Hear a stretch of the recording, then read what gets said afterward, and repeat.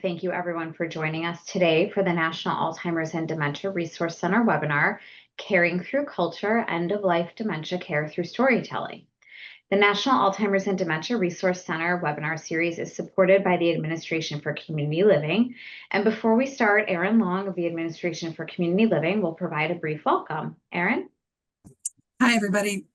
Thank you so much for taking the time out of your busy day to join us to hear about the great work that the Dr. Harper and her colleagues at Alzheimer's Los Angeles are doing. We're proud supporters of their work, and we're excited to share, have the opportunity to share their good work with you. So thank you, Dr. Harper, and back to you, Sari.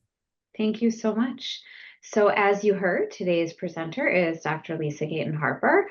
Dr. Harper is the Associate Vice President of Programs and Health Equity at Alzheimer's Los Angeles, where she leads efforts to expand culturally responsive programs and reduce health disparities. With over a decade of experience in community leadership and hospice social work, she brings deep expertise to end-of-life care and dementia education. Her personal experience with her father's vascular dementia informs her compassionate, inclusive approach. Dr. Harper is committed to empowering underserved communities through knowledge, advocacy, and culturally competent care. At this time, I will turn the presentation over so you can begin. Thank you so much, Sari. Thank you, Erin, for inviting me here today. So let's get started. First slide. Thank you. So first, I'll just start a little bit about, share a little bit about our organization, Alzheimer's Los Angeles, and what we offer, what we do. So we provide local services. We offer free education, care counseling, support groups and services across LA County for individuals with Alzheimer's or dementia and their caregivers, regardless of income or immigration status. We engage a wide variety of diverse communities. We work directly with African American, Latinos, Asian, and Asian American communities through culturally tailored outreach, trusted partnerships, and bilingual staff. So a little bit about our project, Lost Memories, Recuerdos Perdidos. It's a bilingual telenovela we created as an innovative way to educate Latino families who are caring for a loved one with dementia. We know that storytelling is powerful in our culture. So instead of another brochure or a presentation, we created something people can see themselves in. So the goal is simple, it's to help families better understand dementia and the caregiving journey using characters, situations, and language that feel real and familiar. And next slide. So first, we want to thank the Administration for Community Living, U.S. Department of Health and Human Services for the generous support. This project would not have been possible without their invaluable contribution. Next slide. So why focus on Latino families? So as the U.S. population ages, the number of individuals living with dementia continues to rise. So this presents a significant challenge for family caregivers and healthcare professionals caring for these individuals until the end of life. The Latino population is the fastest growing minority group in the U.S. They make up 19% of the U.S. population. 39% of California's population, and faces 1.5 times higher risk of developing Alzheimer's than non-Latino whites, and are more likely to be diagnosed at later in the disease. Projections also indicate that Latinos living with Alzheimer's disease or related dementia will more than triple by 2040. And according to the 2024 California Public Health Report, Alzheimer's was the second most common cause of death in California in 2022. So these statistics underscore the pressing need to address these challenges on this disease, which has significant implications for public health in the state and beyond. Next slide.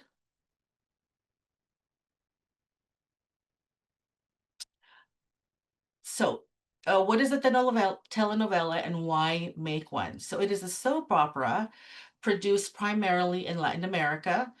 The word combines tele, short for televisión, which is a Spanish word for television, and then novela, a Spanish word for novel. So just to give you some data that we have for regarding Latinos and novelas and watching television. So 55 to 62% of Latinos in all age groups watch an average of 2.5 novella episodes a week. 1/3 of the novella viewers have watched all episodes that week. So telenovelas are more than entertainment. They're popular, they're trusted, engaging, and culturally familiar in Latino communities. So that makes sense. That makes them a powerful tool for health education, especially when we're working with underserved communities. Next slide. So a little bit about the series. Season 1 of Lost Memories was produced in 2017. It highlights the early stages of the disease and getting a diagnosis. Season 2 highlights the middle stages of the caregiver role and managing challenging behaviors like hallucination and resistance to bathing.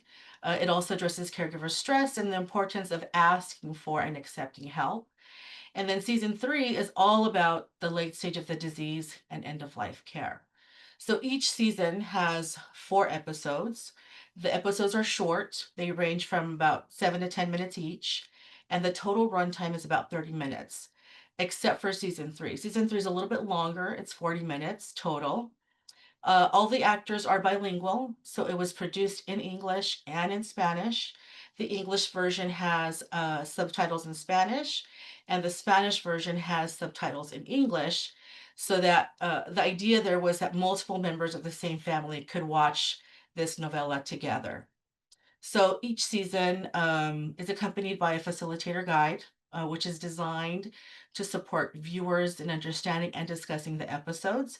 And these guides are available in both English and Spanish. Next slide.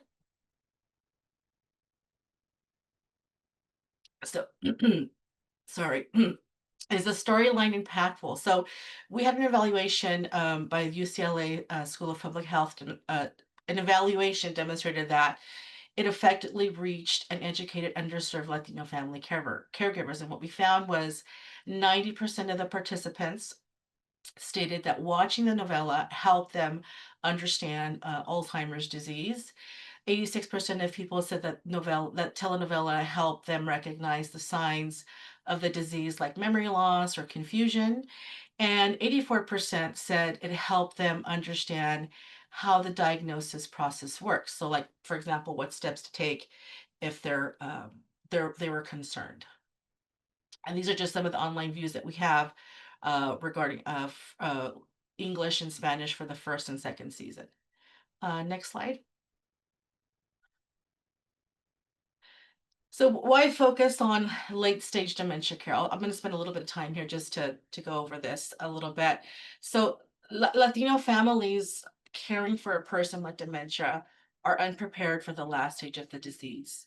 They encounter a variety of significant challenges when the person with dementia transitions from curative care to end of life care. Financial hardships frequently occur when families try to cover the costs of the advanced care needs while also handling everyday expenses. Spiritual and religious preferences play a key role in how families make decisions during this stage. So Latino families have a different cultural perspective on caregiving than mainstream American society. Caring for our elders is a deeply ingrained cultural value. It's a belief that families should care for one another without outside assistance. So these cultural beliefs significantly impact and influence decisions regarding seeking outside help, services. So because it could be viewed as a sign of weakness or an inability to fulfill familial obligations.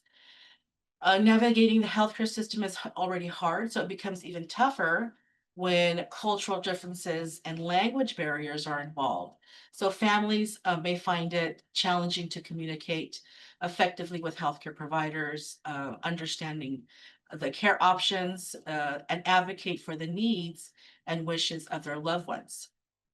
There's also a lack of disease education and support for these caregivers, which also contributes to unpreparedness. So, for example, the lack of knowledge about available resources such as support groups, educational materials, respite care, which can all be very beneficial in managing the late stages of dementia, make it difficult for patients and families to understand how, where, and when to access these services.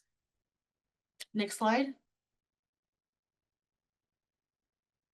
Common misconceptions about hospice. So one of the most common misconceptions in the Latino community is thinking that hospice is a place, like a hospital or a nursing home, where people are sent to die. So this belief can trigger a fear and resistance, especially because it clashes with the deeply rooted value of caring for your loved ones at home.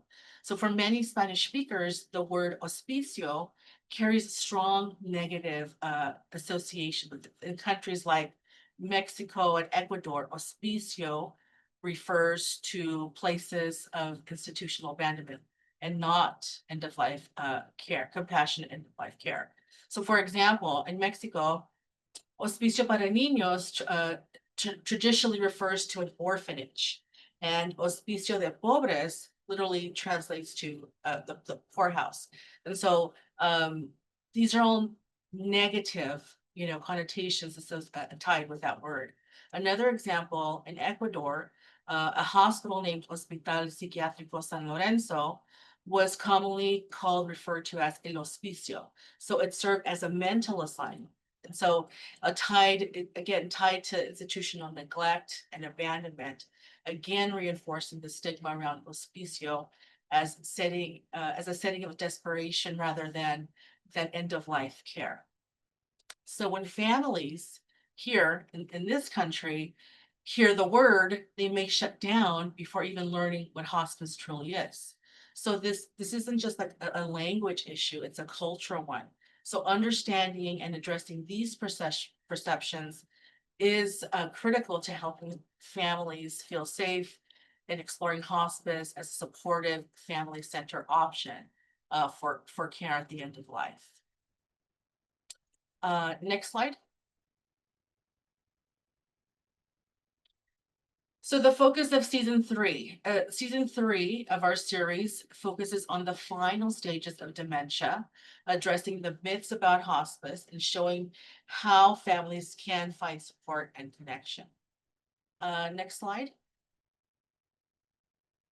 And here's what we aim to achieve. So these are the 4 main learning objectives for participants after viewing season 3.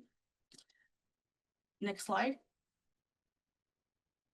And so we created a bilingual facilitator guide to help you use the telenovela in both community and professional settings. So it includes everything you need in English and in Spanish, like discussion questions to spark conversations. And we also have pre and post surveys to measure impact. And it's designed to make it easy for anyone to lead a meaningful session. Next slide. So I'm going to show you a clip of episode 1. It's about 2 to 3 minutes. And this is where Grandma Gloria's health is declining. And so this clip shows how the family starts to grapple with the next steps. Play video. It appears the disease has shifted to the final stage. I think it might be a good time to have a discussion as a family to what you want Gloria's end-of-life care to entail. End of life? That sounds drastic. I'm sorry. This is where we are with the disease. The goal now is to keep Gloria comfortable. I know this is really hard, but there are different options. Has anyone spoken with you about hospice care? I'm not ready to give up. Hospice isn't giving up. If you choose to keep your mom at home, hospice services can help to set that up to ensure she gets the best care. Isn't hospice for when one is about to die? With Alzheimer's, death is a process. There isn't an exact timeline one can predict. For some, it can take months. For others, it can take years. It's best to be prepared when one is nearing end of life. Hospice provides support to the caregiver while assisting the patient's medical needs, so one can pass in comfort with dignity and respect. I feel like this is happening so fast. I'm here to walk you all through this. Gloria, are you okay? Okay. Hospice isn't a place. It's a program that offers patients and their families support during this time. And it's covered by insurance. I feel like I haven't done enough.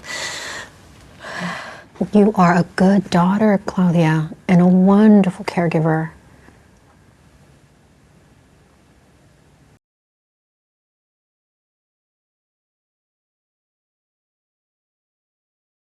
This scene brings to light the fears and the misunderstandings many families have about hospice. Like I mentioned before, one of the biggest myths is that hospice is a place where people are sent to die. So this episode gives us an opportunity to address some of these myths and most of all inform, right? Inform the public, the participants that are there, that hospice is not a place, it's a program that delivers care to wherever the person lives, whether it's a home, an apartment, a facility, or elsewhere. Episode 2, it's knowing your team. It's your team. So a hospice social worker explains how hospice can support both the patient and the family. Play video. So how did it go with Nurse Janet? It went fine. It's a little odd. I've been my mom's caregiver since her diagnosis. Of course, this is all very new. There's still a lot of stigma around hospice. I'm still learning how it works. Well, our goal with hospice is to make sure that Gloria is as comfortable as possible. We hope to preserve respect and dignity all through her life. I take good care of my mom. Of course you do. I'm sure the best care. My purpose as the hospice social worker is to help you and your family navigate through this time. I'll keep you connected to all the resources that you need so that your mom is safe and comfortable. That's what I want.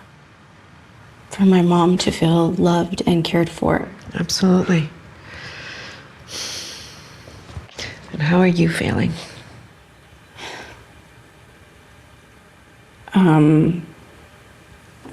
I know the disease is in the late stage. Mm-hmm. I'm still trying to process. I'm terrified of losing her. Well, you know, sometimes knowing what's to come can lessen our fears. I know it can be scary, but it is important that we talk about death as part of life. Is it okay if we talk about it? I can barely say the word. Well, for me, end-of-life care is sacred. Many people plan for a good birth, but very few people plan for a good death. Planning gives us an opportunity for loved ones to have a peaceful transition. It can also make the experience less traumatic for the family. I never thought about that. With hospice, you get a team working together to support you. You have me as a social worker, you have a physician, a group of nurses, and a chaplain. I didn't know all this was available. Mm-hmm. This is what hospice is. We make sure you get the best care 24/7. So here in this episode, you see Miriam, the social worker, she providing emotional support, reassures Claudia. She emphasizes the role of hospice and preserving dignity and comfort for Abuelita Gloria. She addresses Claudia's fears and highlighting the importance of planning for a peaceful end of life experience. So some of the questions, the discussion questions that we ask here after this episode is, for example, did did Miriam's support and explanation about planning for a good death help calm Claudia's worries? Or what are your thoughts about how planning for a good death can create a peaceful transition and make it less hard on the family? So just to give you an idea, those are some of the questions that we ask after. Next episode. So this episode 3 is regret, acceptance, and love, and it's all about emotional and spiritual support and stressing the importance of being present and connected during Grandma Gloria's final days. So, and a chaplain helps the family with navigate all that. Play video. Janet and Miriam are both great. Jackie, thank you so much for helping us set up hospice care. Yeah, the chaplain will be here at noon. Okay, I'll see you guys then. I love you.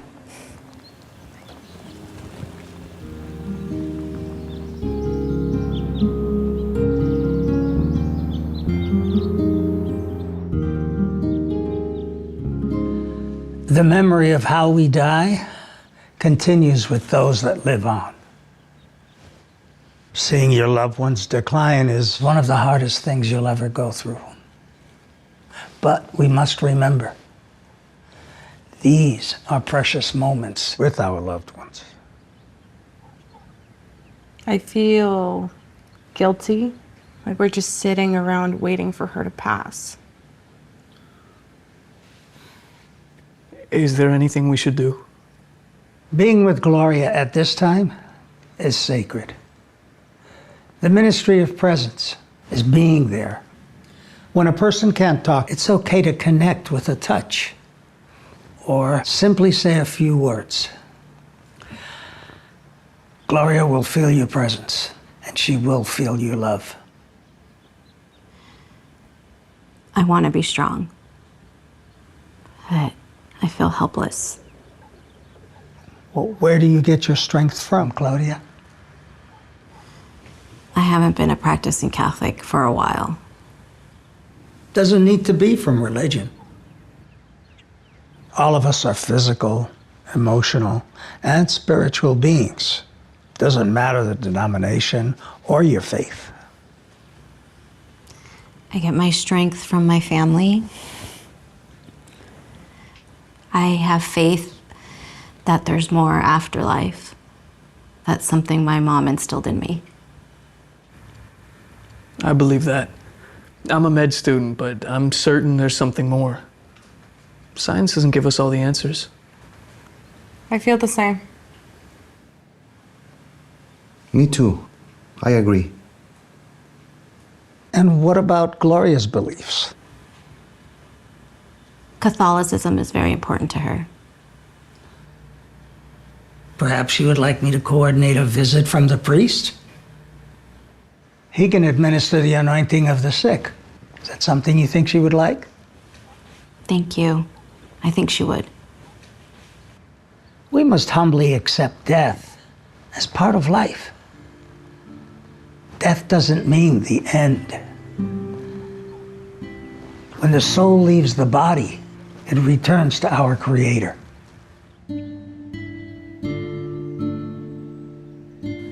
Thank you, Chaplain Daniel. Your words mean a lot to all of us. I'm here anytime you need me.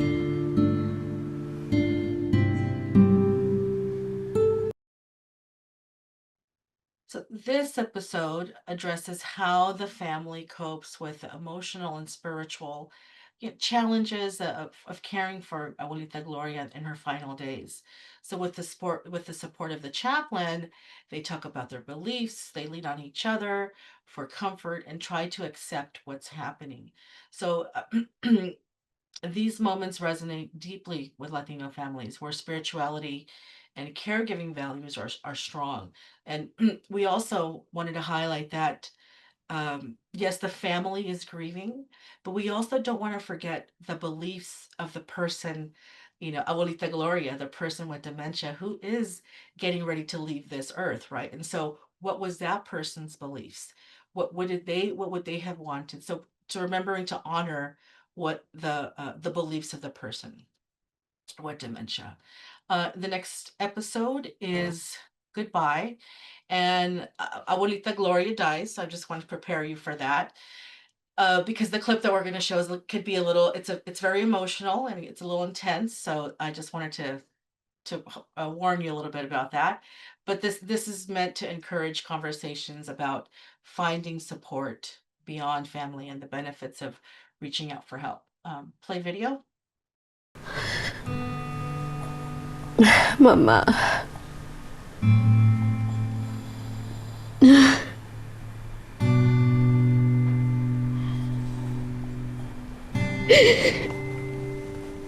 I don't know what I'm gonna do without you.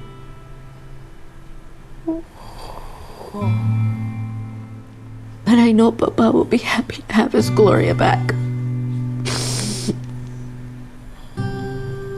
Maybe you'll have a garden in heaven and dance together for eternity.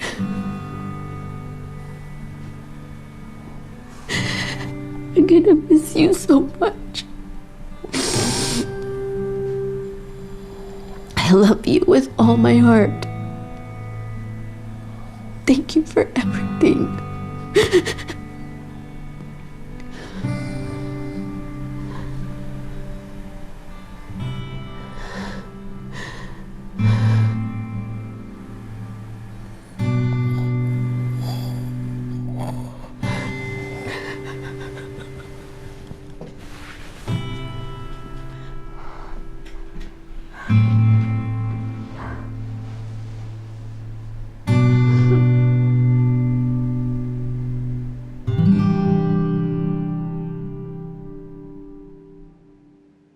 My mom was with me when I took my first breath, and I was with her when she took her last.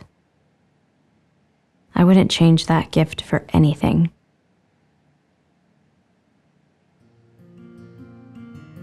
I miss talking with Mama. Her laughter, her sense of humor, her love of rain and plants. When I look at my daughter, I see Mama in her.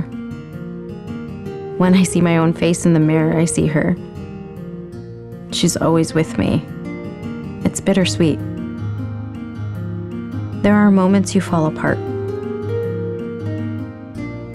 You think you can't cope. You wonder, how will I be able to deal with this? But somewhere within, you find the strength.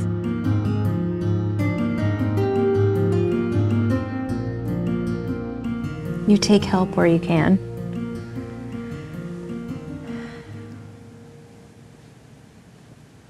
Though for years it felt like, little by little, I was losing pieces of my mom. Nothing could prepare me for the pain of grief when she passed. What gets me through is my family. The help from our doctor, our nurse, our social worker, chaplain, our entire caregiving support team.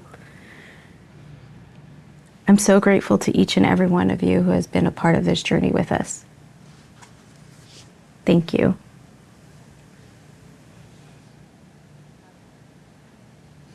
Thank you for sharing your very personal experience with us. If we can be of any help to anyone, our family is here for you.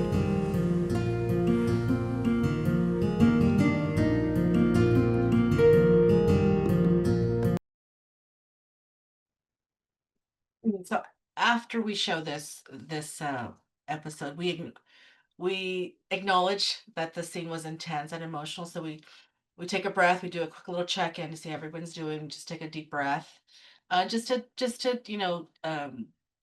see what's coming up for people in the audience. So we want the viewers to know that they're not alone, and it's okay to seek help during these difficult times. So we want to normalize grief and introduce support groups as community resources.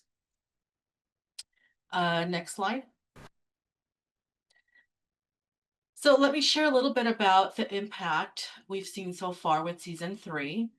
We launched the series online in October 2024. And as of the second quarter of 2025, we've reached over 168,000 views in English and over 71,000 views in Spanish. So that's a big part of that reach came from targeted ads, which really helped us get the series in front of the right audience. But beyond the numbers, what's been really meaningful is a response from the community. So we started doing community screenings at senior centers, churches, senior housing. And what we're seeing is that people don't just are watching the novella, they feel seen. So they share their stories with us. They say, oh, that's my mom, or that's exactly what I went through, or it opens the door to conversations. Families don't always know how to start. And so we've also been getting a positive feedback from caregivers who tell us that this series helped them feel less alone. They feel more informed and more confident about what's ahead, even though there's still emotions. People cry when we show this, in the community. People have cried, but the tears are very, I want to say, freeing, and allow people to really share their story. And so very, very impactful so far. And but none of this would be possible without the incredible partners. So from hospices to community leaders to faith-based organizations, this has truly been a team effort and together. And so we're not just educating, we're shifting culture. Next slide. So this is some pictures from our first community screening that took place in March of this year. It was at Amelia Mayberry Senior Center, and we partnered with that senior center, and we had some resource tables. We had a hospice there. We had one of our care counselors come out. And so we showed the novella, and then we had some Q&A, some questions for our care counselors, some questions for the hospice representative, and about 82 people participated here. Next slide. These are just some more pictures and then some examples of the flyers that we've created. These events, we had the WCA in Huntington Park, and that brought about 70 people. And then we went to the YWCA in East LA, and that was another 75 people. So we just had another screening at a Catholic church on Friday. It was at 7 o'clock at night, and 52 people attended. So again, very, very powerful. We had one of our care counselors there also to answer questions after. And then we had a person who's participated in our caregiver support group who speaks Spanish to come and share her testimony and share how some of the services that we've provided for her has helped her through the caregiver journey. And now she is starting a support group, a bereavement support group. So we're just highlighting the things that we are offering for the community. Next slide. Dissemination. So these are some of the ways that we have partnered with different organizations across the country. We've partnered with organizations in New Jersey, Texas, Chicago, our sister organization here in Orange County, and San Diego. And some of the ways that they will be sharing the telenovela series is in their caregiver support groups, their caregiver workshops. Some of them are putting it in their newsletter and on their website, sharing it through social media. So they're posting an episode on Instagram and Facebook, and then also having community screenings. Next slide. So how how you can use it. So these are, our videos are available. They're free. They're online. And also we have the facilitator guide. So these are all made available to you. You just have to either email me and I can connect you with all of that. But the way that what has really worked is collaborating with a local partner. So that has been really helpful for us in really reaching the audience um, that can benefit from learning about what services are available for someone who is caring for a person with dementia at the end of life, right? But everything in between. So from the beginning, season 1 to season 3, there's help, there's information, there's resources, right, that can help the person. So these can be used to help the series as a training for the community, support groups and outreach events, and so forth. Next slide. I want to share before I end, we have another beautiful, I want to say, series coming up. So because the Spanish, the Lost Memory series has been so successful, we are releasing a video series for the African American community. It's called Holding the Pieces, and it's going to be released, I want to say, November 6th. So that's also coming, and we'd love to share that with you as well. Next slide. And I think that's it. Thank you so much. Thank you so much, Lisa. We have some questions coming in. I just want to remind everyone, you can enter your questions at any time in the Q&A section of the Zoom platform. So please enter those. And Patrick, we can go to the next slide while the questions are coming in.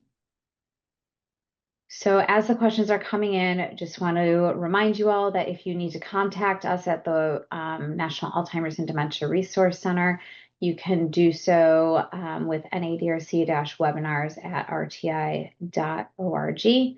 And then if you want to be alerted for the next round of ADPI funding, you can look at grants.gov and search the term ADPI, Alzheimer's Disease Programs Initiative, and you should be able to find any of those, not all of those. You should be able to find what you're looking for. So we'll start with a question about the terminology, Lisa, that you had mentioned early on in the presentation. So you were explaining that hospicio has negative connotations in Spanish. So are there other terms that you've been using with the population that get across the same idea or explain what you mean by hospicio? Yeah, so when I talk about the word hospice, I say it in English and then I say it in Spanish, but then I say, when I'm talking in Spanish, these are palliative care services. So and so in Spanish, when we're talking to the community, cuidados paliativos de hospicio. So we have to really change that a little bit and give an explanation. Sometimes I use the word hospice in English and when I'm talking in Spanish, so that they know after I've explained it what it means. And I acknowledge that in their home country, this type of program really doesn't exist. But here in this country, we have these programs, and then I take a little bit of time to explain, exactly what that is and what it entails. Great, thank you.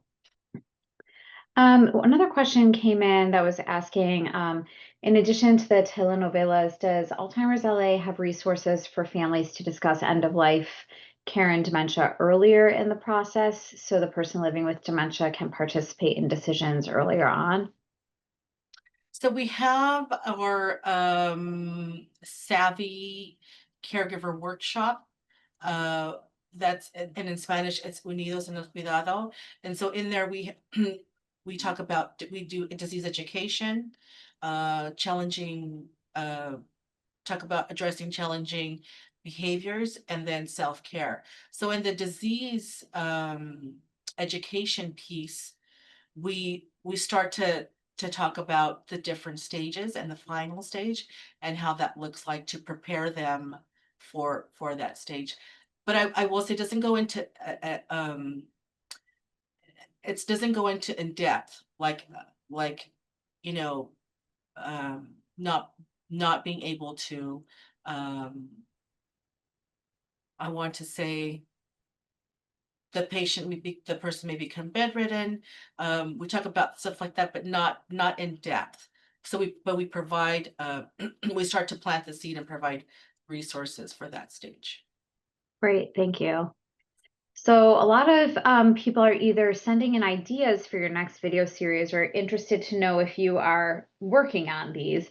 We have questions about if there's plans to release a similar series geared toward Chinese Americans, more broadly Asian Americans, or the Native American community. And if not, maybe those are ideas. Yes, we are. So hopefully, if we can find funding, that is the next series that we want to create, because we have educators that can help us, and the staff that we have, there's English and Spanish and Mandarin facilitators, and so their expertise is in this area is great. And so we really want to try and develop this for the Asian American Mandarin community. And so we'll see. We're looking for funders, and hopefully we'll be able to do that. Any plans for the Native American population, or not through Alzheimer's LA at this point? Native American, no, we haven't gotten there yet. So the main groups that we, Alzheimer's LA, I want to say, provide services to our target are Latino, Spanish speaking, African Americans, and Asian Americans, specifically Mandarin speaking. So right now, those are the three groups that we want to, first provide these series for, and then later maybe we could explore other groups and populations. Great, thank you. So someone's asking if caregiver burnout seems high in the Latino community due to not wanting volunteers in the home to provide respite, or feeling like they might be neglecting their loved ones if they leave even for a few hours. Yes, burnout and isolation is what the research has shown us. And so that's why it's so important to educate them on that there is help, and it's okay to access this help to give you a little bit of break. So like again, our Unidos, our savvy caregiver workshops goes into this specifically, the self-care and avoiding burnout, right? And why it's so important to, one, take care of yourself, but also learn about all these other services that could be available to you and help you take care of the person with dementia. Great, thank you. Can you speak a little bit to the format of the Spanish videos? If they're completely in Spanish, do they include Spanish subtitles? Just a little clarification of how the Yes. differences. So we produce this, the actors are bilingual, so we produce it all in English. And the English version has subtitles in Spanish. And then we produced it all in Spanish, and then it has subtitles in English. And the idea behind the subtitles is that so that families can watch it together. So we live, some of our families live generational, so grandma, daughter, granddaughter, etc. And so the idea was that the family could watch it together regardless of the language that they speak. So if the grandma speaks, if the older adults they're taking care of are Spanish speaking, then they watch it in Spanish, and the kids speak English, they can follow along. So that's the idea. But yes, available in English and Spanish. And subtitles. And the facilitator guides are also available in English and in Spanish. Great, thank you. There's been some questions about accessing the materials. So I just had Patrick move back to the slide where you can copy down the email address and or the link to watch the videos. The next question is asking if when you are hosting the sessions, do you always show all 4 episodes of the season during one sitting? Do you ever break it up? How do those sessions run? Is there a standard way? So we have done it 2 ways. So when we have a large community setting where we have where we invite like a for Q&A after with the hospice person there, one of our care counselors. We show the 4 episodes together, and it's about for season 3, it's about 40 minutes. So we show it, we do the survey before, we show the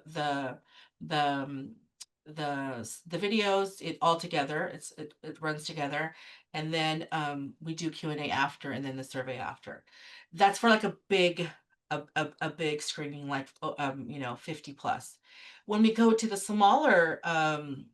smaller centers where it's like 5, 10, 15, 20 people, we show the first episode, and then we stop, and then we have discussion, and then second episode play, then discussion, third episode, then discussion, fourth episode, and discussion. So it's we've broken it, we break it up, and we have it available all together. We have it in 4 episodes. And the idea behind when we play it all together, it's time. When we have a big event, more than 50 people, it just works better that way. But when it's a smaller setting, we have enough time to do episode 1 and then discussion, episode 2 and discussion. We don't break up the seasons. I'm sorry, the episodes in the season. What we do is, because we have 3 seasons, when we go to a community partner, we tell them we have these 3 seasons to offer. So those we split up. So one day we'll show season 1, or what next month we'll show season 2, then the following month we'll show season 3. That's how we split up the series, but not the episodes within the series. Great, thank you. Is there any way you can give a ballpark idea of how much it costs if someone wanted to develop something similar for the scripting, the filming, the distribution? Yes, so I can give you a ballpark figure. The most recent numbers I have is for season 3, and that cost about $200,000. Okay. So question about as you're thinking about these new seasons that you're doing for other communities, are you thinking it'll be the same topics? Will the scripts change? Can you talk a little bit about that, about how you'll adapt and what kind of experts you need to bring in for each? Right, so I can talk about the African American series that's coming out. So that is different because the community is different. And so we have our staff that are African American and experts in that, and along with the director and producer who's of the community, really lead that effort. And the season, the Holding the Pieces is different, a little bit different from Lost Memories, in that it's only 3 episodes, but for that first season, and that really highlights the signs and the symptoms and how to get a diagnosis. That's really, those 3 episodes really highlights that. And then it highlights the cultural difference, right? The cultural piece that's so important in that community when it comes to addressing the topic that mom's, she's losing her memory, and then the siblings are, no, she's not, that's normal. And so it really goes into that. So it's a little bit different from the Lost Memories series, but the main goal is to educate, and so that we're educating with the Holding the Pieces and the African American community, how to get that diagnosis, because Latinos and African Americans are more likely to be diagnosed later in the disease. And so we're really trying to use that to educate on what it looks like, and in real life, what it may look like when someone is exhibiting, some sort of memory cognition decline. And then what steps can I take to help, that's going to help the family in getting a diagnosis, and why it's so important to get a diagnosis. So see, the Holding the Pieces is very powerful, very, very powerful videos, very, very good actors, and it's really good, really, really good.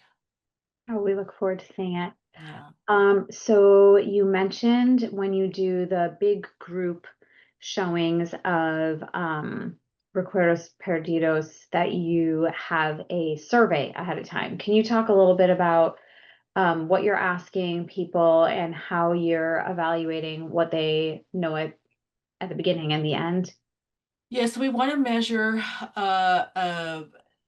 we're measuring if do they know about hospice and end of life care resources, right? Do they know what's available to them?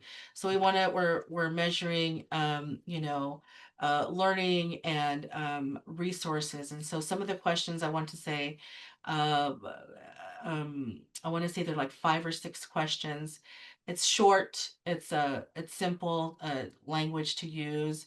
And so we we do that before give it to them before we show the novella, and then after we want to see, did they learn anything, did they learn anything about hospice, did they learn anything about end of life care, did they know how to access some resources, do they know um did they know about like hospice and what it offers, right? The role that hospice plays. And so that's what we're wanting to see. Is there a change? Did they learn something after watching this that will help them navigate the late stage of the disease a little bit better? Great, thank you. Okay, and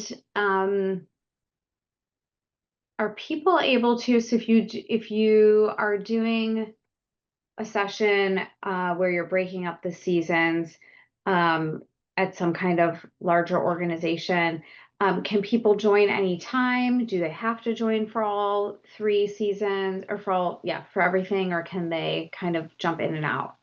No, they could jump in and out. Each one is designed to be a standalone too. Like it's beneficial. They don't have to watch all 3. If they just watch season 2, they'll learn about that middle stage and read and how to access resources for that. If they just watch the season 3, they'll learn about the end stage and how to access resources for that. And so the same with season 1. So they're meant to be standalone as well. So in terms of the other 2 seasons, did you do any surveying pre and post for the other 2 Yes, seasons? we have surveys for those as And well. so what are you finding? Are there certain areas that people still need a little bit more education on? Are they leaving with what you hoped they would leave with? Yeah, so overall, what we're learning is that people are learning about the disease education, right? And the different stages, and reducing stigma when it comes to the I want to say the misconceptions about, they thought Alzheimer's was a mental illness, right? It's not that. They're learning about what the signs of the symptoms look like, right? When I should go see a doctor.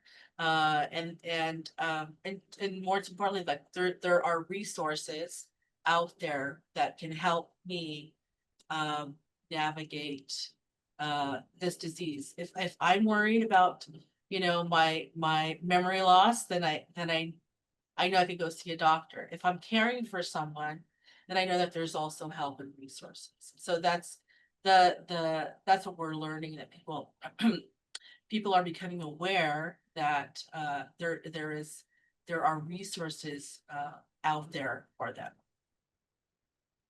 Yeah, great. I'm glad to hear that. So we are close to being at the end of the hour. If there's any other things that these questions sparked for you, Lisa, that you want to share with the audience, feel free to do that, at this time. And if not, we will close out. I just want to say thank you, first of all, for inviting me to come and share this tool, and